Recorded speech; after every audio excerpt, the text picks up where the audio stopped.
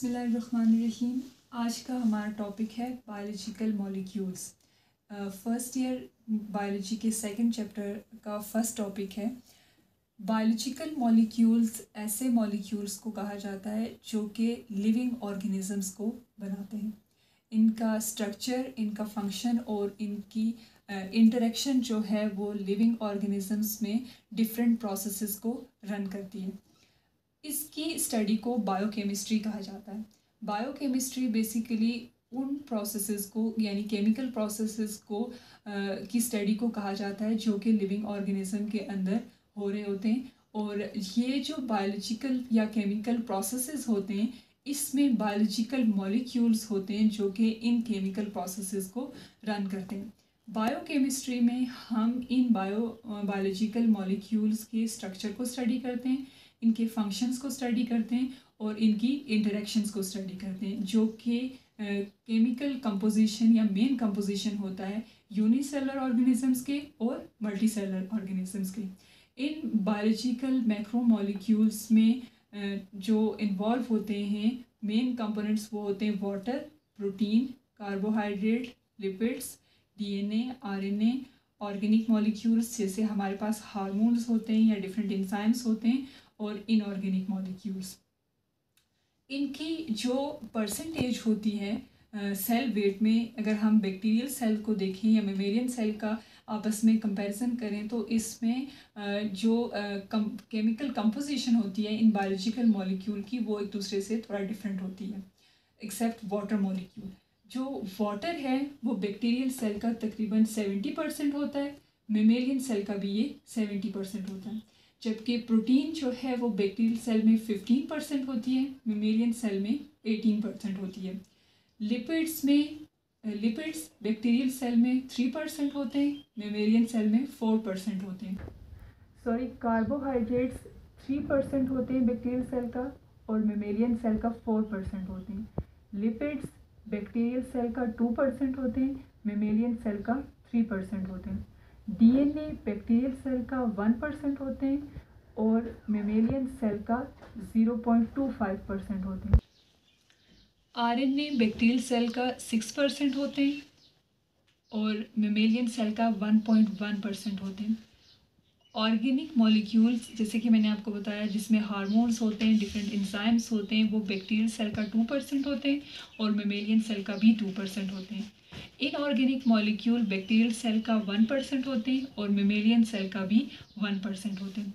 अगर हम इस सारे इन चार्ट को देखें तो उसमें जो वाटर है वो ऑर्गेनिक मॉलिक्यूल्स और इनऑर्गेनिक मॉलिक्यूल्स बैक्टीरियल सेल में और मेमेलियन सेल में इनकी परसेंटेज जो है वो सेम है, जबकि प्रोटीन में, कार्बोहाइड्रेट में और लिपिड्स में की जो परसेंटेज है वो बैक्टीरियल सेल में कम है और मेमेलियन सेल में ज़्यादा है। जो न्यूक्लिक एसिड है यानी डीएनए और आरएनए बैक्टीरियल सेल में वो ज़्यादा हैं और मेमेलियन सेल में वो कम है। हालांकि जो मेमेलियन सेल होता है उसका साइज़ जो है वो बड़ा होता है as compare to the bacterial cell, लेकिन इसके जो रीज़न है वो ये है कि जो बैक्टीरियल सेल है उसके न्यूक्लिक एसिड में नॉन कोडिंग सीक्वेंस नहीं होता। इस वजह से जो है वो बैक्टीरियल सेल में न्यूक्लिक एसिड की परसेंटेज ज़्यादा होती है as compare to the mammalian cell, और इसे जो है वो कोडिंग सीक्वेंस के रेफरेंस से ही जो है वो देखा गया। अब हम ये देखते हैं कि जो किसी भी ऑर्गेनिज्म का सर्वाइवल है वो किस चीज़ पे होता है।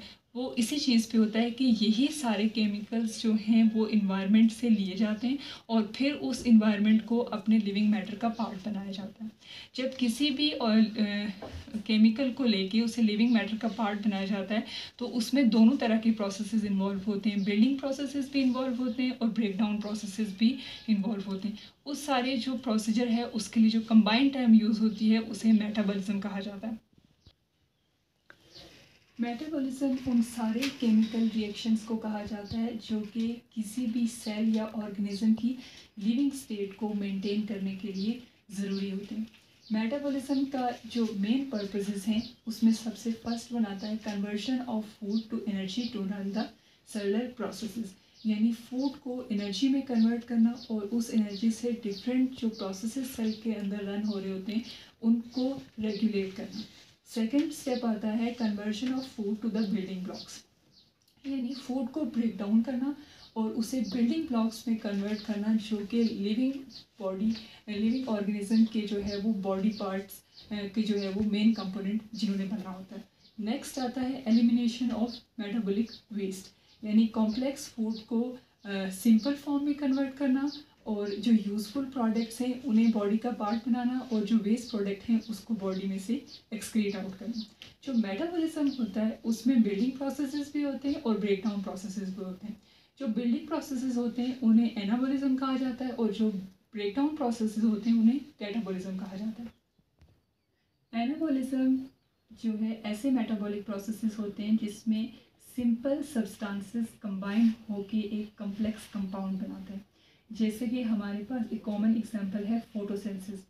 फोटोसिंथेसिस में क्या होता है कि कार्बन डाइऑक्साइड और वाटर मॉलिक्यूल जो कि सिंपल सब्सटेंसेस हैं कंबाइन होते हैं in the presence of sunlight और कार्बोहाइड्रेट की सिंथेसिस करते हैं और ऑक्सीजन जो है वो इसमें रिलीज होती है। ये जो एनाबॉलिज्म होता है ये बेसिकली कंस्ट्रक्टिव फेज होता है मेटाबॉलिज्म का, यानी इसमें किसी भी चीज़ की कंस्ट्रक्शन हो रही होती है और इसको एनर्जी रिक्वायर होती है और इसमें ऑक्सीजन यूटिलाइज नहीं होती। एनाबॉलिज्म में जो फर्दर एग्जांपल्स दी जाती हैं वो दी जाती हैं combination of amino acid to make proteins, combination of glucose to make glycogen, combination of fatty acids to form triglycerides. इसके मुकाबले में जब हम कैटाबॉलिज्म देखते हैं तो कैटाबॉलिज्म ऐसे मेटाबॉलिक प्रोसेसेस को कहा जाता है जिसमें लार्जर मॉलिक्यूल्स जो हैं वो ब्रेक डाउन होते हैं इनटू द सिंपल फॉर्म और इसमें रेस्पिरेशन की एग्जांपल दी जाती है। सेलुलर रेस्पिरेशन में कार्बोहाइड्रेट ब्रेक डाउन होता है इनटू कार्बन डाइऑक्साइड, वाटर और एनर्जी रिलीज होती है in the form of ATP, जो कि सेलुलर रेस्पिरेशन का प्राइम ऑब्जेक्टिव होता है। ये डिस्ट्रक्टिव फेज है, यानी इस फेज में किसी भी चीज़ की ब्रेक डाउन हो रही होती है और इसमें एनर्जी रिलीज होती है और इसमें ऑक्सीजन यूटिलाइज होती है।